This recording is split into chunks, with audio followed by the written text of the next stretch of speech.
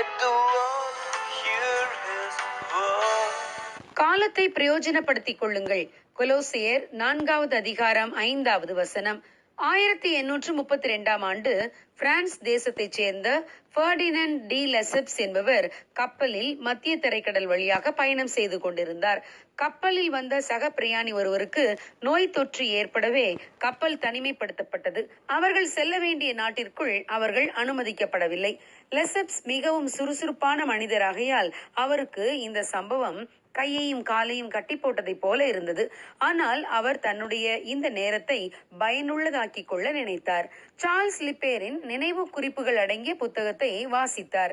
அதில் அவர் செங்கடலுக்கும் மத்திய தரைக்கடலுக்கும் இடையே கால்வாய் அமைக்கும் வாய்ப்புகளை பற்றி எழுதியிருந்தார். அதை வாசித்த லெசப்ஸ் சூயஸ் கால்வாயை அமைப்பதை பற்றிய விரிவான திட்டத்தை யோசிக்க ஆரம்பித்தார்.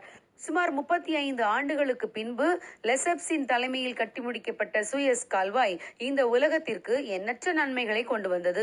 லெசப்ஸின் தனிமைப்படுத்தப்பட்ட நேரம் மிகவும் பிரயோஜனமாய் அமைந்தது. அவர் தன்னுடைய சூழ்நிலையை எண்ணி சோர்ந்து போகாமல் நேரத்தை பிரயோஜனப்படுத்தியதால் இன்று உலகமே பயன்படுகிறது. ஆம் பிரியமானவர்களே, நமக்கு கிடைக்கின்ற அதிகப்படியான நேரத்தை நாம் பயனுள்ளதாக கழிக்க முயற்சிக்க வேண்டும். அப்போஸ்தலனாகிய யோவானை நாடு கடத்தி பத்மோ தீவில் தனிமைப்படுத்தினான் டொமிஷியன் என்ற ரோம மன்னன். யாரும் இல்லாத பத்மோ தீவில் நான் தள்ளப்பட்டு விட்டேனே என்று பரிசுத்த யோவான் வருத்தப்படவில்லை. ஆனால் அவர் கர்த்தருடைய நாளில் ஆவிக்குள்ளானார். தேவன் 7 சபைகளுக்கு சொன்ன செய்திகளை கேட்டு அதை எழுதினார். மேலும் இனி நடக்கப் போகிறவைகளையும் இயேசு கிறிஸ்துவின் 2ஆம் வருகையின் போது சம்பவிக்கும் காரியங்களை குறித்தும் தேவ தரிசனங்களை பெற்று அதை புத்தகமாக எழுதினார். அதை போலவே பவுல் அப்போஸ்தலனை ரோமாபுரியில் சிறையில் அடைத்த போதும் அவர் அந்த தனிமையை நிருபங்கள் எழுத பயன்படுத்தி கொண்டார்.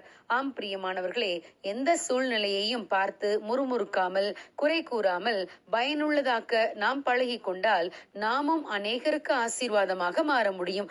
ஆகவே தேவ ஒத்தாசையோடு கிடைக்கும் தருணங்களை பிரயோஜனப்படுத்திக் கொள்ளுங்கள்.